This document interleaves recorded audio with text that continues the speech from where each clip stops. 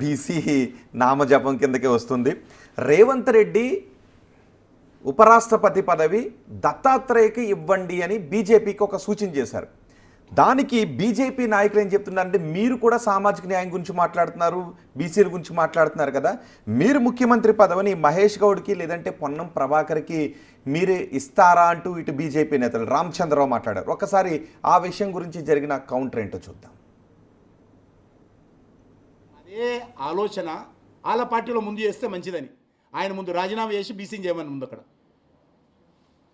ఆయన ఏమని ముందు ఆయన ముఖ్యమంత్రిగా ఆయన రాజీనామా చేసి బీసీని ముఖ్యమంత్రి చేయమను, అలా పార్టీ ఫ్లోర్ అపోజిషన్ పార్టీ లీడర్గా ఆ నాయకుని రాజీనామా చేసి బీసీని పెట్టమను ఢిల్లీలో.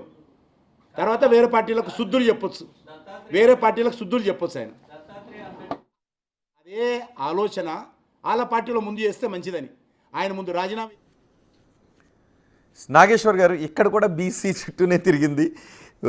దత్తాత్రేయను ఉపరాష్ట్రపతిని చేయొచ్చు కదా, దానికి రాజీనామా తర్వాత అని రేవంత్ రెడ్డి అంటే, మీరు సామాజిక న్యాయం ఇక్కడ పాటించండి, ఏం చేయాలో మాకు తెలుసు అని వీళ్ళు మాట్లాడుతున్నారు. ఇప్పుడు వైస్ ప్రెసిడెంట్ అనేది ఒక పొలిటికల్ కాంటెక్స్ట్. భారతీయ జనతా పార్టీని కాంగ్రెస్ ముఖ్యమంత్రి నిర్ణయిస్తారు, నాకు అర్థం కాని అంశం. అయితే రేవంత్ రెడ్డి ఒక వ్యూహాత్మకంగా ఈ మాట చెప్పాడు. ఎందుకంటే రేవంత్ రెడ్డి పొలిటికల్గా చాలా ఇంటెలిజెంట్. నేను శాసన మండలిలో కూడా నాకు 2 years బెంచ్ మేట్. నేను చూసేవాడిని, చాలా తెలివిగా మాట్లాడడం రేవంత్ రెడ్డికి ఉన్న ప్రత్యేకత. ఆ తెలివి ఆయనను ఆ మాట్లాడే తెలివి ఆయన రాజకీయ సక్సెస్లో ఒక ముఖ్యమైన అంశం. సో కేసీఆర్పై జరిపిన పోరాటంలో కానీ ఆయన రాజకీయాల్లో ఇంత ఫాస్ట్గా ఎదగటానికి కారణం కూడా ఇది ఎబిలిటీ టు కమ్యూనికేట్. చాలా బాగా మాట్లాడగలుగుతాడు కనుక చాలా తెలివిగా మాట్లాడతారు. రాజకీయాల్లో ఏంటంటే తెలివిగా మాట్లాడితే మీడియాలో కవరేజ్ వస్తుంది, ప్రజల దృష్టి వస్తుంది, దానిపైన చర్చోపచర్చలుగా చర్చలు జరుగుతాయి. లేకపోతే దాన్ని ఎవరు పట్టించుకుంటారు? అందువల్ల పబ్లిక్ డొమైన్లో పబ్లిక్ డిస్కోర్స్లో రాజకీయ నాయకుడు ఉండాలని కోరుకుంటాడు కనుక దానికి అనుగుణంగా చాలా సృజనాత్మకంగా, వ్యంగ్యంగా, విమర్శనాత్మకంగా, ఇలా సటారికల్గా, క్రిటికల్గా, ఇంట్రెస్టింగ్గా, స్ట్రేంజ్గా మాట్లాడుతూ ఉంటారు. ఇంకొంతమంది అయితే ఏకంగా బూతులు కూడా మాట్లాడుతుంటారు, ఎందుకంటే అట్లయితేనే జనం చూస్తారు, చదువుతారు అని. సో అందులో భాగంగా వైస్ ప్రెసిడెంట్ ఎలక్షన్లలో రేవంత్ రెడ్డి వ్యాఖ్య చేశాడు. ఈ వ్యాఖ్య చేయడం ద్వారా, చూడు తెలంగాణ బిడ్డకు మీరు కనుక వైస్ ప్రెసిడెంట్ చేస్తే మేము సపోర్ట్ చేస్తామని, తెలంగాణ బిడ్డకు వైస్ ప్రెసిడెంట్ చేస్తామని సపోర్ట్ చేస్తామనడం. అసలు రాహుల్ గాంధీ అనాలి, రేవంత్ రెడ్డి కాదు కదా. ఇప్పుడు దత్తాత్రేయ నిజంగానే బీజేపీ పెట్టింది అనుకుందాం, రేవంత్ రెడ్డి చెప్తే సరిపోతుందా? రాహుల్ గాంధీ ఎక్కడన్నా చెప్పాడా దత్తాత్రేయను వైస్ ప్రెసిడెంట్ చేస్తే మేము సపోర్ట్ చేస్తామని? అసలు కాంగ్రెస్ పార్టీ చెప్తే మరి ఇండియా కూటమి సంగతి ఏంటి? అయినా ఇండియా కూటమికి కూడా బలం లేదు కదా. ఇప్పుడు పార్లమెంట్ మొత్తంలో 792 మెంబర్స్ ఉన్నారు, అందులో 392 ఓట్లు వస్తే గెలుస్తారు. ఎందుకంటే ఉపరాష్ట్రపతి ఎన్నికకు ఉభయ సభల సభ్యులు ఓట్లేస్తారు. 392లో గెలుచడానికి మ్యాజిక్ నెంబర్ అవసరం ఉంటే ఎన్డీఏకు బీజేపీ మిత్రపక్షాలతో కలిపితే 423 సీట్స్ ఉన్నాయి. అంటే వెల్ అబోవ్ 31 మంది ఎక్కువ ఉన్నారు. యాక్చువల్గా ఉండాల్సిన దానికన్నా కూడా 31 ఎంపీస్ ఓట్లు ఎక్కువ ఉన్నాయి. మీకు ఇందుకు 392 అవసరం ఉండగా ఇండియా కూటమికి ఉన్నది 313. ఇండియా కూటమి సమిష్టిగా ఓటేస్తే, ఎందుకంటే లాస్ట్ ఎలక్షన్లో కాంగ్రెస్ అభ్యర్థి మార్గరెట్ ఆల్వాకు తృణమూల్ కాంగ్రెస్ ఓటేలే, అబ్స్టైన్ అయింది. సో ఈసారి కలిసి ఉన్నా కూడా, అందువల్ల కాంగ్రెస్ పార్టీ మద్దతు ఇవ్వాలి, మిత్రపక్షాలు మద్దతు ఇవ్వాలి. ఇది రేవంత్ రెడ్డి తెలియదా? తెలిసి కూడా ఎందుకు ఈ డిమాండ్ పెట్టాడు? చూడు నేను తెలంగాణ బిడ్డకు సపోర్ట్ చేస్తాము, మా హైకమాండ్ ఒప్పిస్తాను అని ఒక పొలిటికల్ క్లెయిమ్. ఇక దాంతోపాటు బీసీని చేయాలి. ఎందుకంటే ఇప్పుడు మీ మొదట్లో అన్నట్లు ఇప్పుడు రాష్ట్ర రాజకీయాలంతా బీసీల చుట్టూ తిరుగుతున్నాయి కదా. ఎందుకంటే బీజేపీ మేము బీసీనే ముఖ్యమంత్రి చేస్తామని ప్రకటించారు. సో బీఆర్ఎస్లో బీసీ నాయకుడు ముఖ్యమంత్రి అయ్యే అవకాశమే లేదు. ఎందుకంటే అక్కడ బీసీల గురించి పోరాటాలు చేసినా అల్టిమేట్గా కేసీఆర్ కుటుంబ సభ్యులే అవుతారు. అందువల్ల బీఆర్ఎస్ నిరకాటంలో పెట్టడానికి అది ఉపయోగపడుతుంది. కాంగ్రెస్లో రెడ్ల ప్రాబల్యం ఎక్కువ ఉంటుంది కనుక కాంగ్రెస్ నిరకాటంలో పెట్టడానికి ఉపయోగపడుతుందని బీజేపీ తెలివిగా మేము బీసీని ముఖ్యమంత్రి చేస్తామన్నారు. కానీ బీసీని ముఖ్యమంత్రి చేస్తామన్న బీజేపీ మళ్ళీ పార్టీ రాష్ట్ర అధ్యక్షులుగా వచ్చారు, ఓసీనే చేశారు కదా, బీసీని చేయలేక కదా. సో అందువల్ల రాజకీయాల్లో ఇలా మాట్లాడుతూ ఉంటారు. ఇప్పుడు ఏంటంటే రేవంత్ రెడ్డి వ్యూహాత్మకంగా మేమే బీసీలకు న్యాయం చేస్తున్నాం, 42% మేమే ఇస్తున్నాం అనే ఒక పొలిటికల్ నరేటివ్ బిల్డింగ్లో భాగంగా వెనుకబడిన వర్గాలకు చెందిన దత్తాత్రేయను వైస్ ప్రెసిడెంట్ చేయాలని ఆయన ప్రతిపాదన. అందరికీ తెలుసు అది అయ్యేది కాదని, బట్ స్టిల్ రేవంత్ రెడ్డి ఒక పొలిటికల్ స్ట్రాటజీలో భాగంగా అంటున్నాడు. అయితే సంతోషిస్తాను, దత్తాత్రేయ పట్ల ఎవరికి వ్యతిరేకత ఉంటుంది?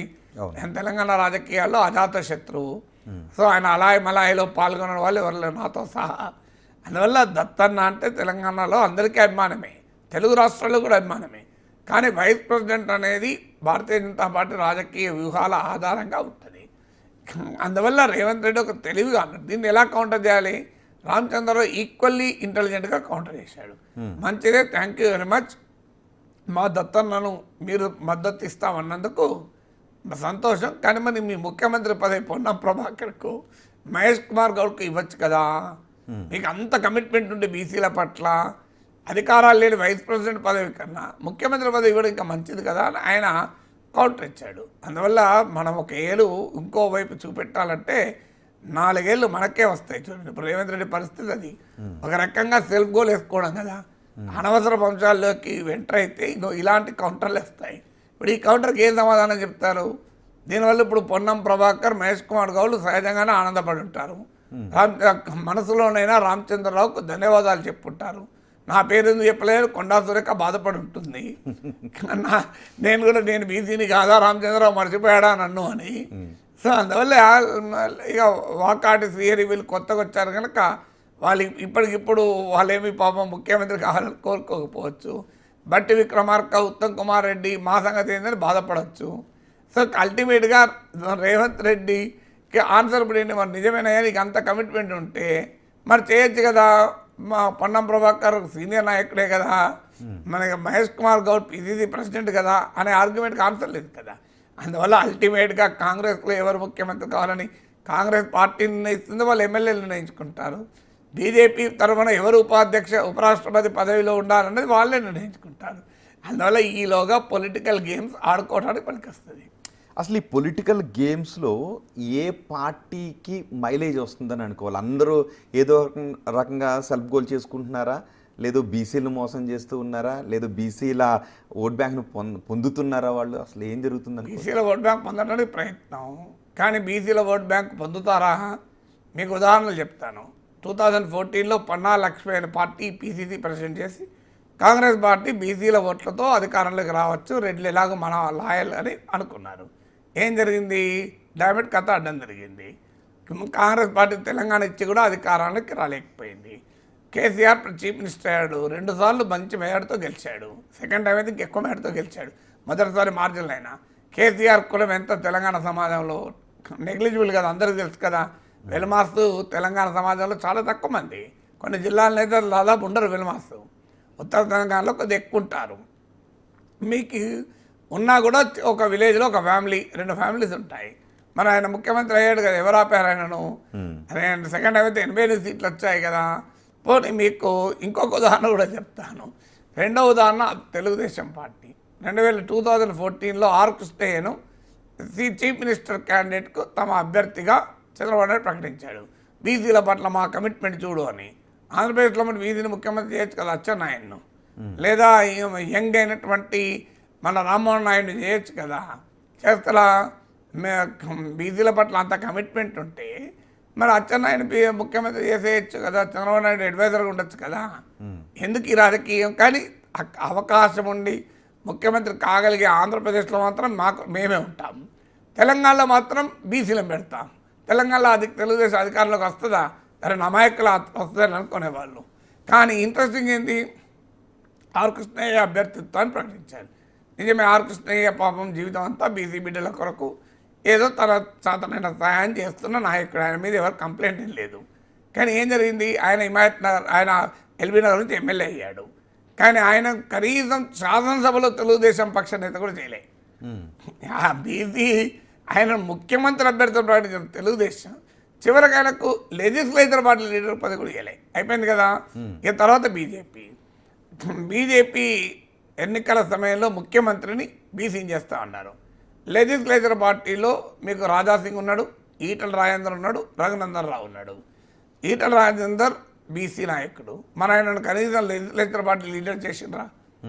రాజా సింగ్ కూడా ఐ థింక్ ఆయన లోకల్ తెలంగాణ కాస్ట్ కాదు కనుక ఇక్కడ ఆ కాస్ట్ మరి బీసీనా కాదో నాకు తెలియదు. కానీ ఈటల రాజేందర్ అయితే బీసీ అందరూ తెలుసు కదా. అందులో అసలు పొలిటికల్ రిప్రజెంటేషన్ పెద్దగా లేని ముదిరాజ్ కమ్యూనిటీ. మరి ఆయన సీనియర్ నాయకుడు, 7 సార్లు ఎమ్మెల్యే. ఆయన మీకు హుజురాబాద్లో చారిత్రాత్మకమైన పోటీలో కేసీఆర్ సర్వశక్తులు ఒడ్డినా గెలిచాడు 25,000 మెజార్టీతో.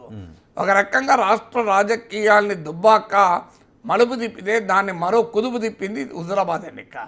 సో రాష్ట్ర రాజకీయాల్ని కుదిపేసిన హుజురాబాద్ నాయకులు గెలిచి బీఆర్ఎస్ కేసు ఉద్యమ టైంలో శాసనసభాపక్ష నేతగా, మంత్రిగా, బీఆర్ఎస్లో ఒక రకంగా నెంబర్ 2 మంత్రిగా ఉన్న నాయకుడు మరి ఆయన ఎందుకు చేయలేదు? ఆయన కనీసం లెజిస్లేచర్ పార్టీ లీడర్ చేయలే. నేను బీసీని ముఖ్యమంత్రి చేస్తామన్నారు, కానీ అధికారవేత్త రాలే.